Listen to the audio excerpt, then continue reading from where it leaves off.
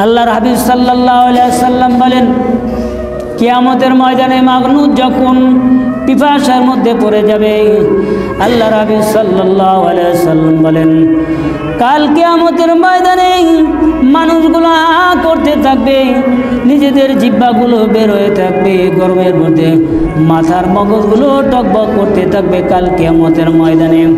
তখন যদি আমি আল্লাহর হাবিব সাল্লাল্লাহু আলাইহি ওয়াসাল্লাম হাউজে কাউসার থেকে এক পেয়ালা পানি পান করাই কোনো ব্যক্তিকে, 40 বছর পর্যন্ত তার কোনো পানি পিপাসা লাগবে না। সকলে বলেন সুবহানাল্লাহ। সেই হাউজে কাউসারের পেয়ালা আপনারা কি সবাই চান না? চান না? সকলে বলি।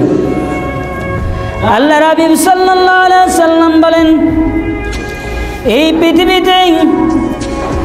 পৃথিবীর ভিতরে যতগুলো পৃথিবী আছে, যতগুলো দেশ আছে, সমস্ত দেশগুলো যদি বিক্রি করে দেওয়া হয়, আল্লাহ পাক রব্বুল আলামিন বলেন আমার জান্নাতের একটা শিকির মূল্য দেওয়া যাবে না। বলেন সুবহানাল্লাহ। কি বলতেছেন আল্লাহর হাবিব? এই পৃথিবীটা যদি কয়েক কোটি বারও যদি বিক্রি করা হয়, তারপরও জান্নাতের যে জানালার একটা শিকির মূল্য দেওয়া যাবে না। আর এই জান্নাত আপনাকে দিয়ে দিবে, আমাকে দিয়ে দিবে, কোথায় বিসমিল্লাহ বলতে হবে, কোথায় আলহামদুলিল্লাহ বলতে হবে, কোথায় নাউজুবিল্লাহ বলতে হবে, সেটাও আমরা জানি না। কি বলেন?